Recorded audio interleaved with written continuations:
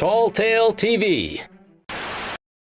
Of Monsters and Mushrooms by Lesley Herron. Chapter 13, Coprinus.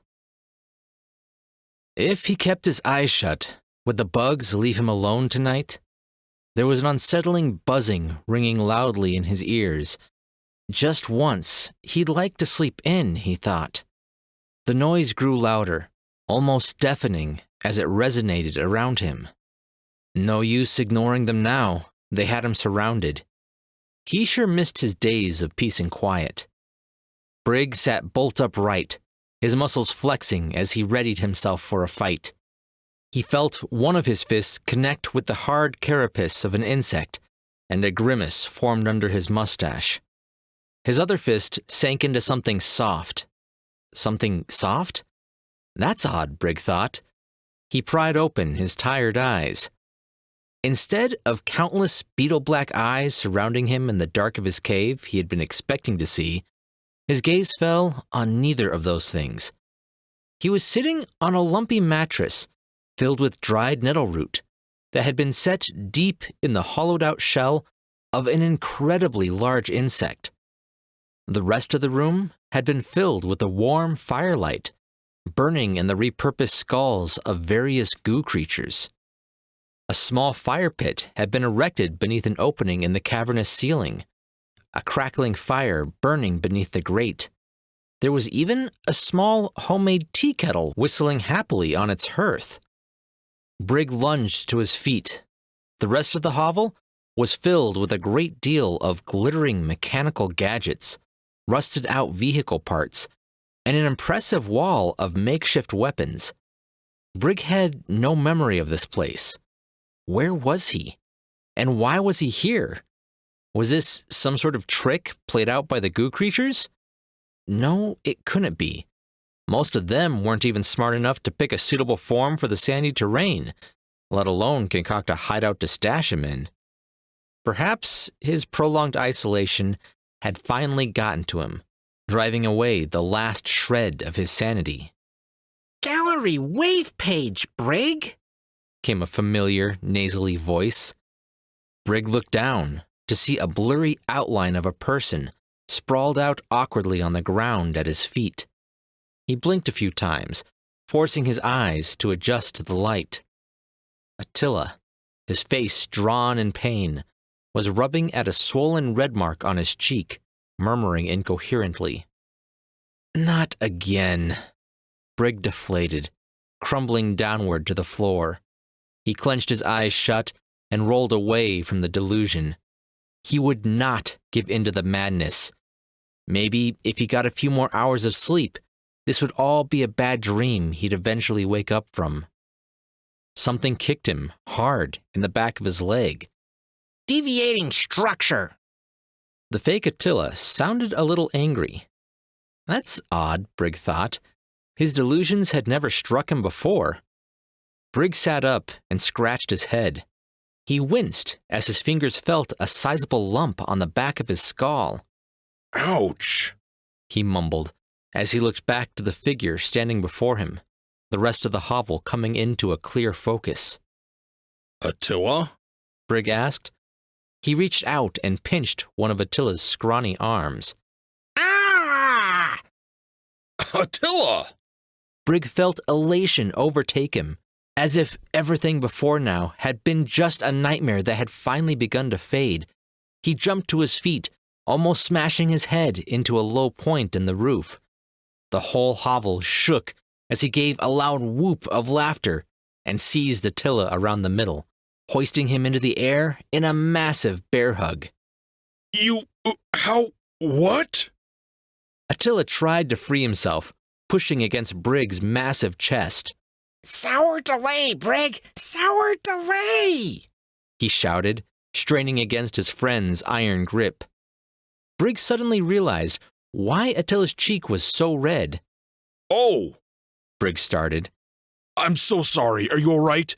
I'm so glad you're here. How did you find me? I'm so sorry for hitting you in the face," he repeated, his arms wrapping tighter around the merc's middle. Who are your friends? How did you get here? When are we leaving? How did you get past the goo monsters and that one thing and all those bugs? On and on the questions poured from Brig's mouth as he continued to hug Attila. He had lost count of the days he had been in this wasteland of a realm, with no company save for the unsightly denizens that lurked in the shadows. Attila didn't respond, at least not right away. He merely cocked his head to one side, studying Brig for some time before he finally said, Mercy rumor notice? This question, as odd as it was not directed at him, but at another figure he hadn't noticed over by the fire. There were two figures, sitting at a makeshift table that had been made from a giant rubber tire and the driver's side door of an armored vehicle. One of the figures was stitching up a sizable gash in the other man's face, who had extensive cybernetics running down his right side. Reckless Federation. Telephone arm, said one of the figures, his broken spectacles sitting low on the bridge of his nose. He tugged against the needle, tightening the knot, before he sheared the length of thread with a jagged-edged knife. Charge deck, Attila shrugged and clamped a hand on Brig's massive shoulder. Raid sketch cream, Brig. This was a lot to process, Brig thought. He still didn't know where he was or why. He didn't know the entirety of what had happened, but had a sneaking suspicion the lump on the back of his head was the culprit behind the odd speech patterns, and why he was having trouble thinking straight. He set Attila down and moved his fingers to scratch at his beard in thought, but was surprised when his fingers touched bare skin. He could feel small cuts in his flesh where the razor had slipped. He would have been more upset had this been the first time he had awoke to find that his facial hair had been roughly removed sometime during the night. Attila, what have I told you about shaving my face while I sleep? Brig asked, his hands feeling around his face. At least his friend had known better than to touch his mustache. Attila didn't answer, but seemed to understand what Brig had asked. He gave a nervous chuckle, a slight shrug of his hands, and said apologetically, Parking slant. The man with the glasses stood and pulled a mushroom from the wash basin with a flourish. He displayed the diminutive fungi before Brig, pointing to it. Banana diagram, the man said, as he moved his fingers from the mushroom to point at Brig. Yes, I ate quite a few of those. They're pretty good once you get past the texture, Brig admitted. The man seemed to understand him, as he was nodding now. Flower map, banana diagram. The man swirled a finger next to his temple, in the universal sign for crazy.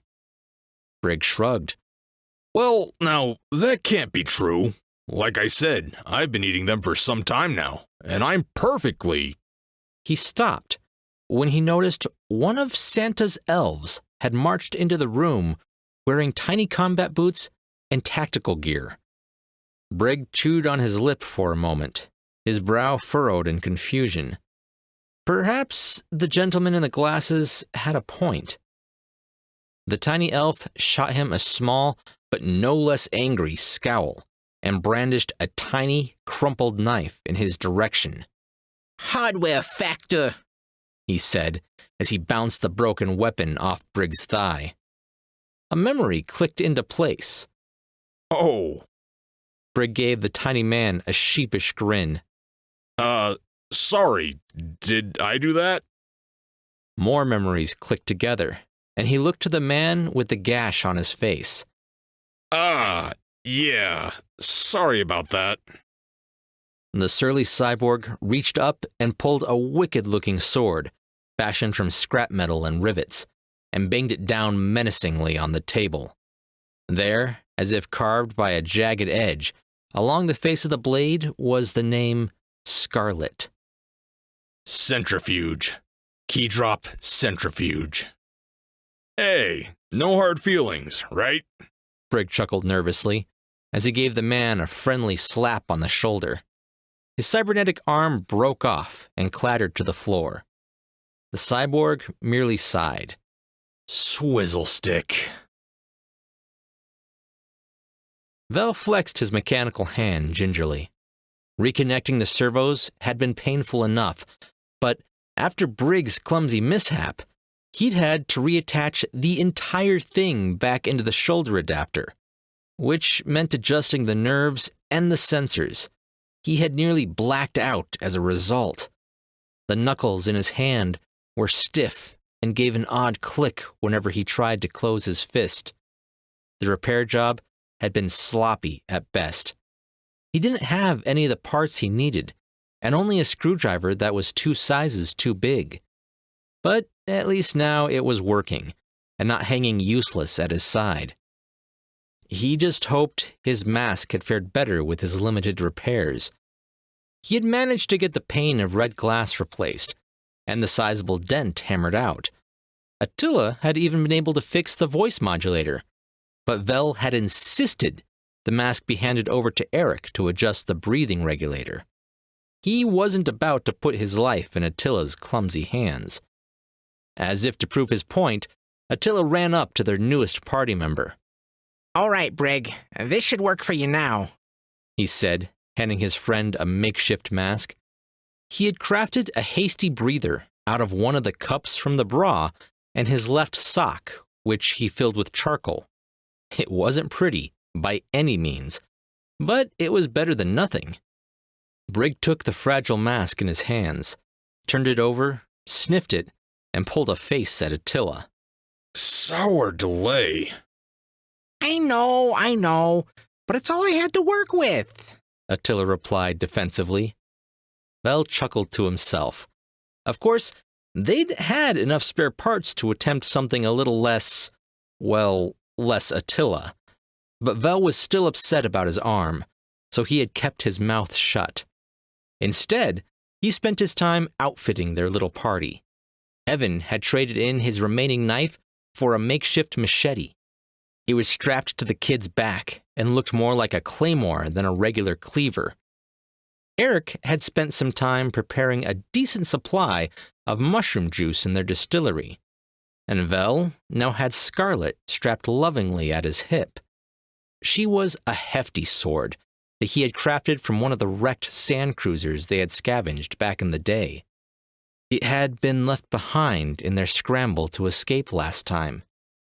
There was an impressive amount of junk out here, if you had the time to look hard enough. And, well, he and Eric had had 3 years to look and hoard all manner of useful things. People occasionally tried to cross through the portal, looking for God knows what to make them rich. But nobody ever accounted for the time dilation and temporal drift. While the portal remained open on the other side almost constantly, this side opened at random intervals every few weeks for less than a minute at a time. If Eric's portal locking technology didn't work, they could be stuck here again for another number of years. They had finally crested a tall peak of a shifting sand dune when Eric stopped in his tracks. He put out his hand to hold back the others. What's wrong? Vel asked.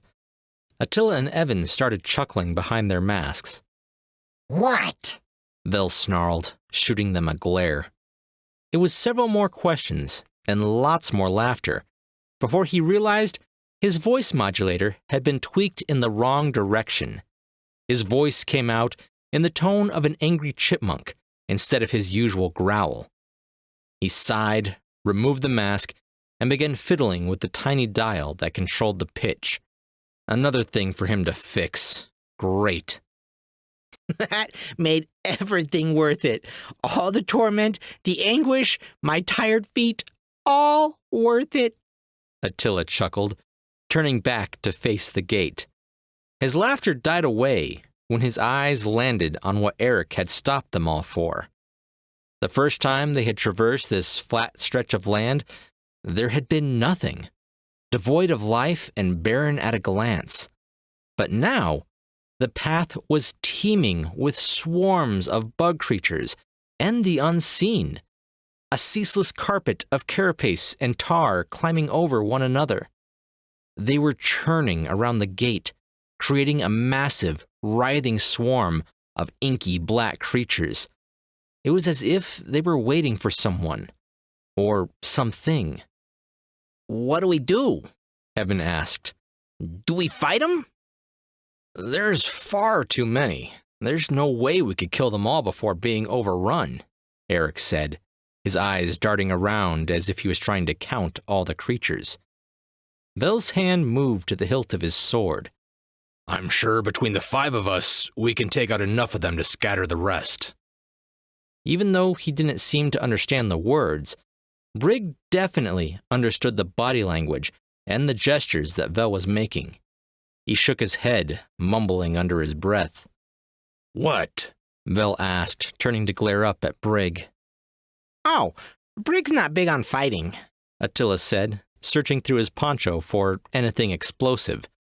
He's what you might call a pacifist. Ah, I must have missed that part when, he was trying to smash in my skull, Vel retorted with a roll of his eyes.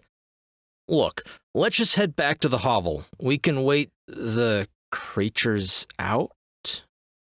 Eric's voice trailed off as his jaw dropped a little.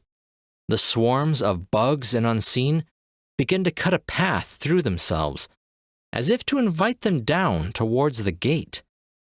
All right, now we don't have to fight, Attila cried out as he slid down the sand dune.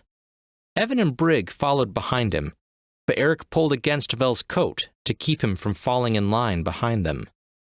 I don't like this. It doesn't feel right. Vel shrugged.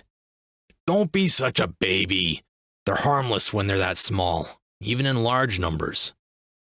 You can't tell me this doesn't feel like a trap. I can hold your hand if you're too scared, Vel offered, extending his mechanical hand in a mocking manner.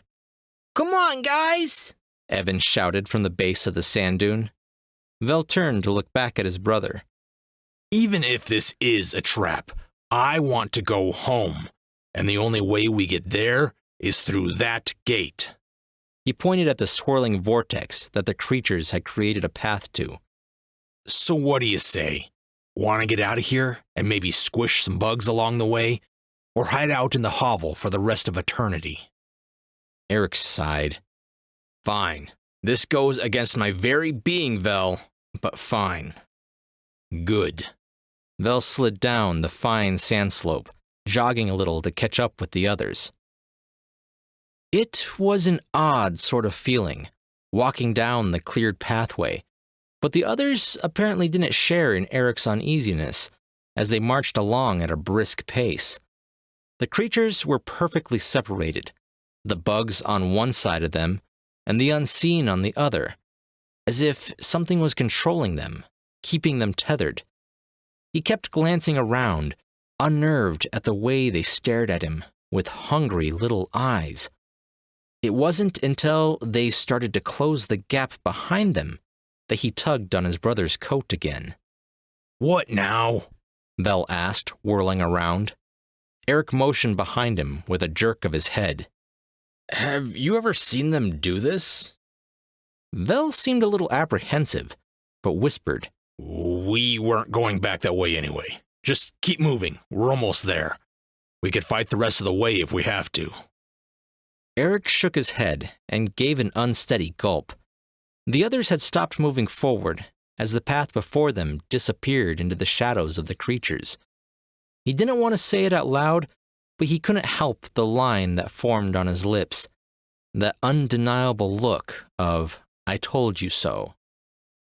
You seem nervous.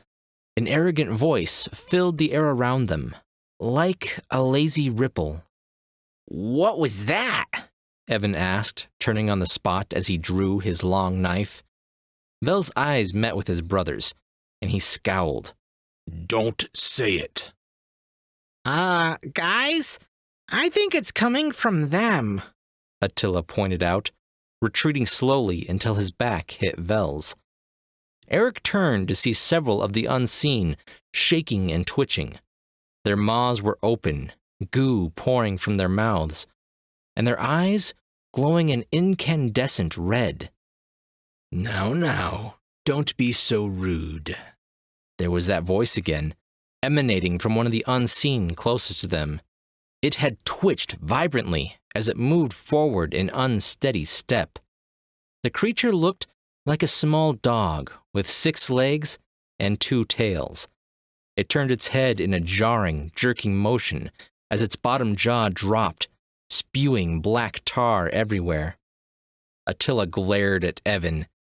This is why we can't take you nice places. Evan shrugged and replied, How was I supposed to know the little guy had this many friends? The voice sighed dramatically. Oh, very well. I suppose you aren't the brightest of humans. Did that ugly goo creature just insult us? Evan asked, shoving his way forward. He flipped the replacement blade that Vel had given him, happy with the weight and balance. He jabbed the pointed end in the direction of the talking creature. Ugly? What a petulant little child you are. The voice poured from the mouth of a different unseen, somewhere behind them. Where are your manners? It asked, and the creature moved forward in uneven steps. Can we get to the gate? Vel hissed in Eric's ear, trying to lean in as close as he could. Eric turned his head barely an inch to see the gate was barred by a wall of insects. They twitched and buzzed angrily, circling each other in their attempts to keep the exit sealed.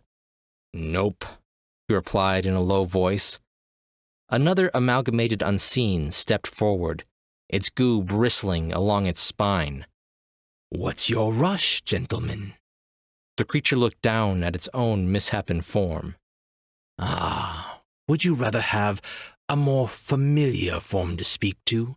Something a little more comprehensible? Before they could respond, all of the goo poured from the creature before them.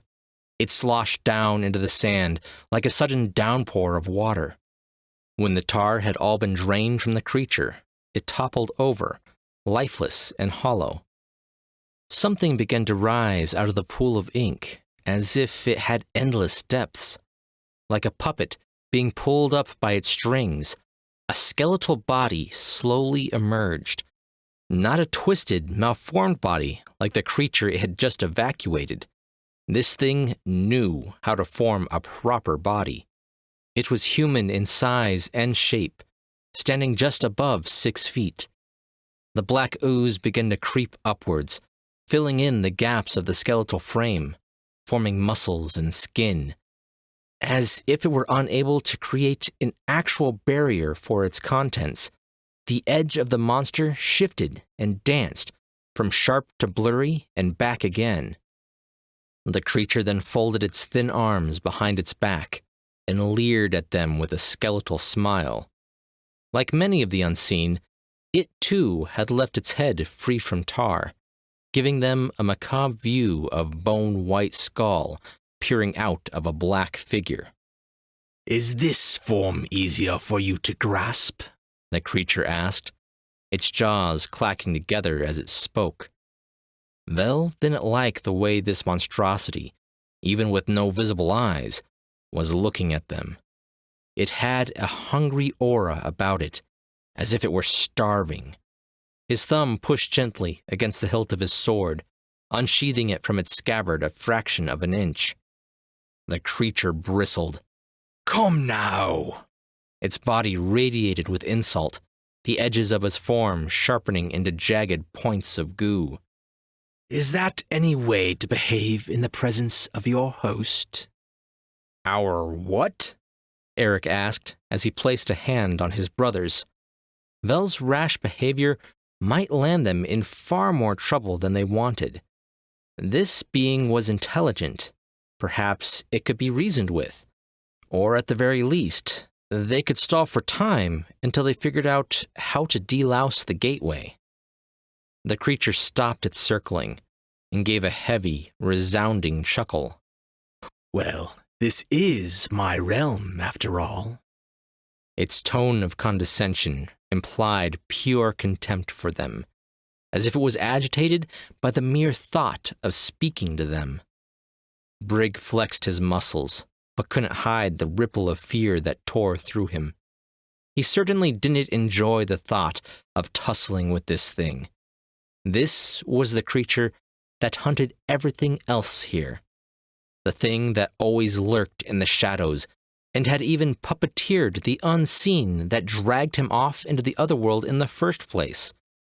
He thrust out a finger in the creature's direction and struggled to find the words. He knew the others couldn't understand him. How could he articulate exactly what this thing was? Alpha.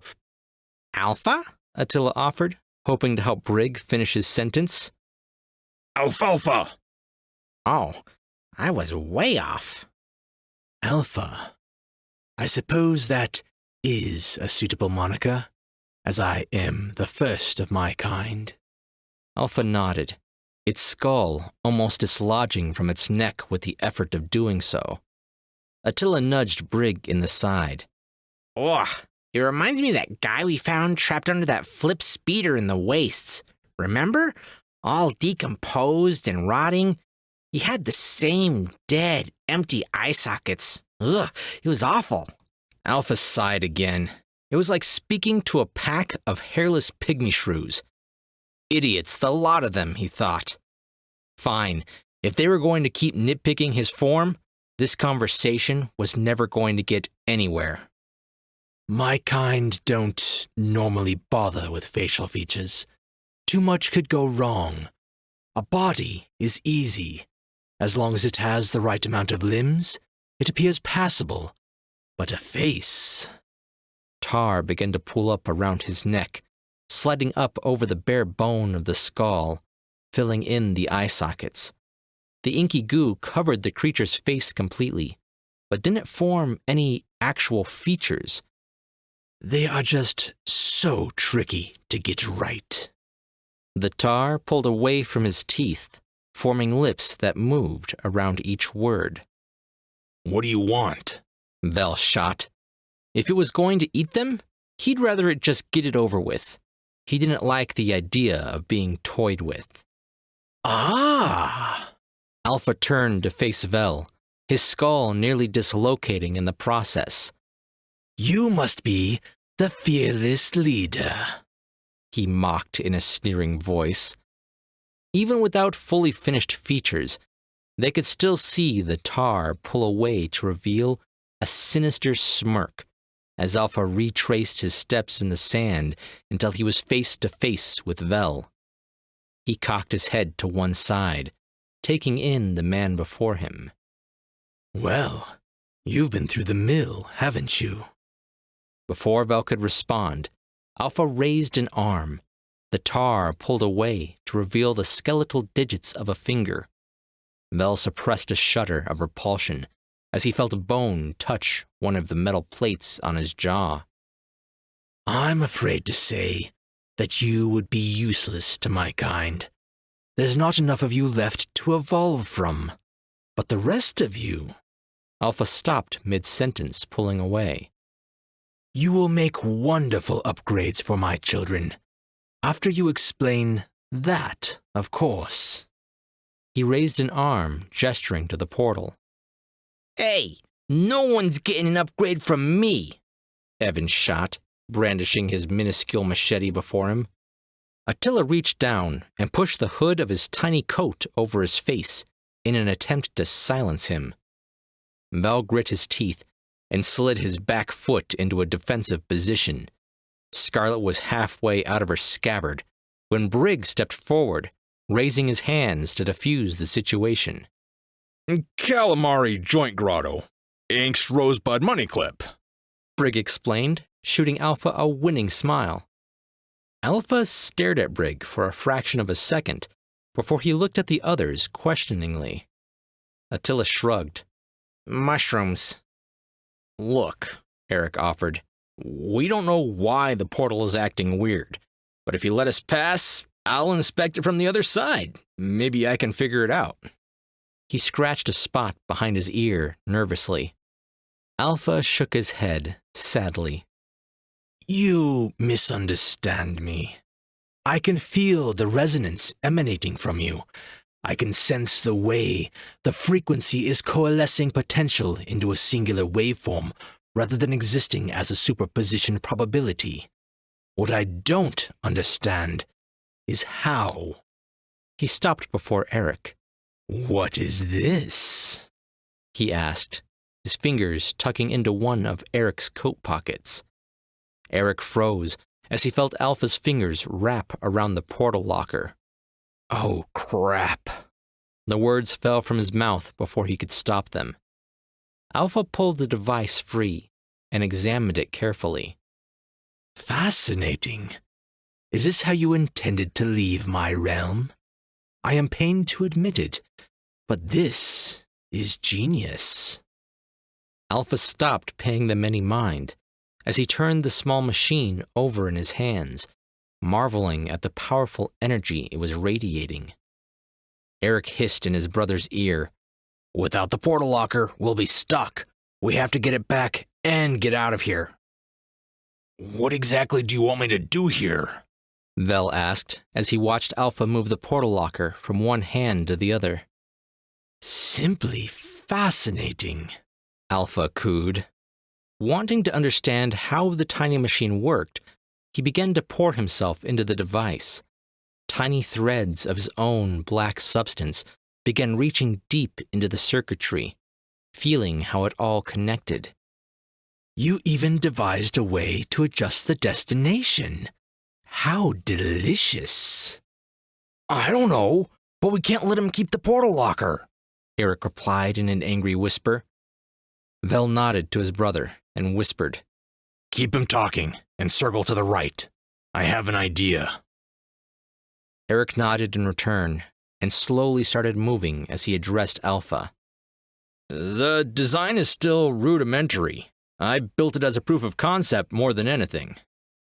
Alpha's face remained impassive, even as he said, I can tell.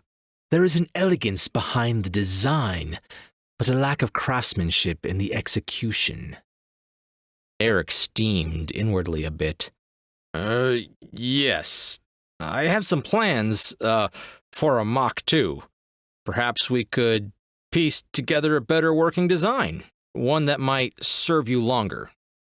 Alpha's gaze snapped up to Eric, and the black lines of his face pulled back into a wicked smile. There will be no need for that. He retracted himself from the device. Eric shuffled farther to the right. But Alpha held up his free hand for silence, then turned it palm up. The tar pulled away from the bone to form a perfect sphere in his skeletal grasp. He turned and pointed it at the portal.